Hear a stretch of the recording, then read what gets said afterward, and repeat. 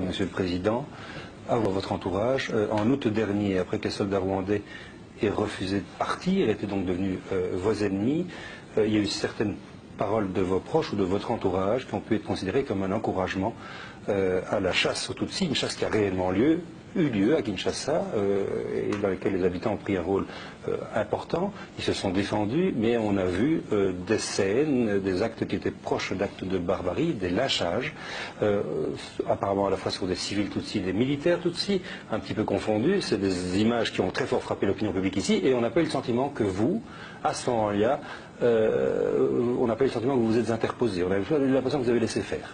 Comment est-ce que vous réagissez par rapport à cela?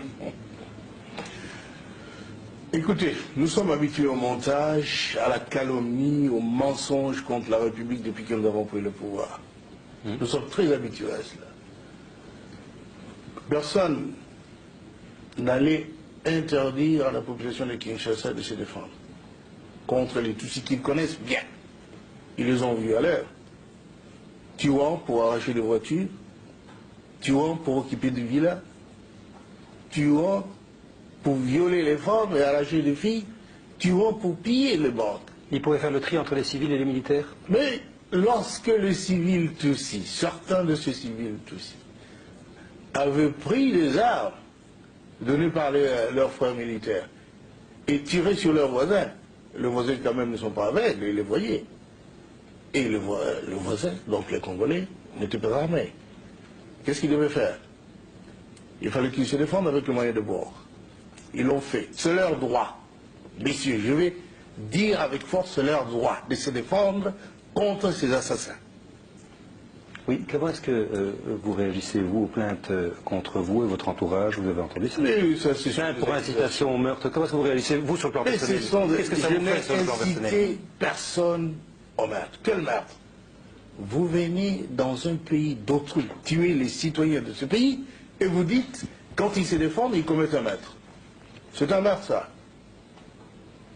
Pourquoi, lorsque l'armée rwandaise était présente à Kinshasa avec votre accord, puisque vous étiez alliés, Si. vous n'avez pas dénoncé les pillages, les meurtres que vous dites, dont vous venez de parler à l'instant? Et pourquoi sont-ils partis, si je ne l'avais pas fait? Mais ça a duré un an. Ça a duré un an, nous étions des alliés. Et quand il y a des contradictions, on les traite entre alliés. On ne les traite pas devant les places publiques. Ils avaient fait partir parce qu'ils se comportaient mal, à votre avis? Parce que d'abord, ils ont massacré des gens sans que le gouvernement congolais sache à Bandaka et à partir de Kisangani.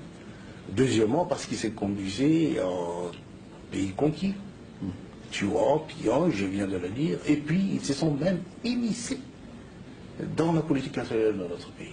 Est-ce que ça n'est pas, excusez-moi, est-ce que ça n'est pas relativement normal dans la mesure où vous avez fait appel à eux pour arriver au pouvoir? Ils ont demandé quelque chose en échange. Ou vous y attendiez?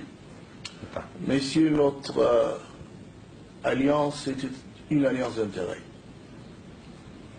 Comment allait-il durer au pouvoir si nous n'avions pas, nous, forces armées congolaises, maintenu les Hutus en état d'incapacité opérationnelle?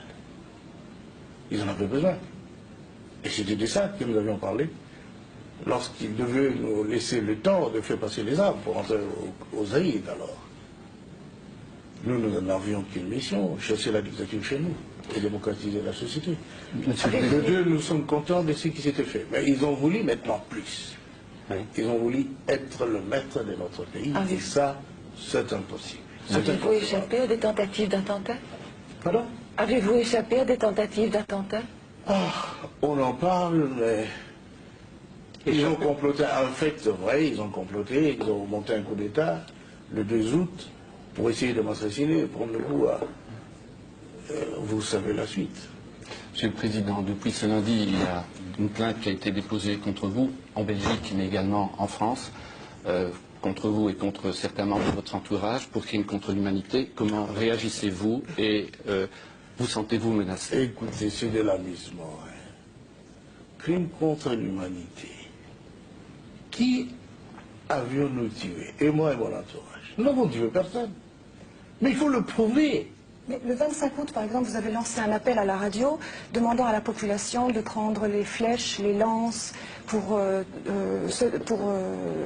se battre. Et vous avez dit, sinon nous allons être l'esclave des Tutsis. Est-ce que vous ne considérez pas que cet appel a incité la population à s'en prendre à des civils Tutsis, notamment des femmes et des hommes qui n'avaient rien à voir avec la guerre? Madame,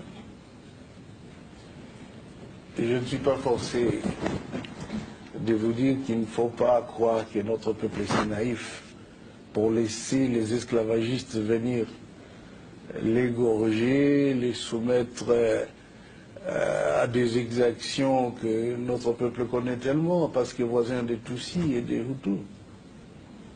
Et vous vouliez que le peuple congolais ne défende pas, par la peine de son chef, son territoire, sa vie. Qu'est-ce que c'est pour un pays? Même chez vous ici en Europe, on a fait des appels pour vous défendre contre les nazistes. Et alors, vous voulez que les Congolais laissent venir d'autres nazistes, d'autres racistes, les occuper et qu'ils ne se battent pas parce qu'ils n'ont pas d'armes? Ils peuvent utiliser le flèche et tous les moyens qui se trouvent dans leurs mains. Et ils l'ont fait. Est-ce que ça veut dire que lorsque vous êtes alliés avec les Rwandais au début de la guerre de libération, vous avez fait preuve de naïveté si vous ne saviez pas qu'ils étaient comme ça, puisque maintenant vous dites qu'on sait bien qu'ils sont comme ça?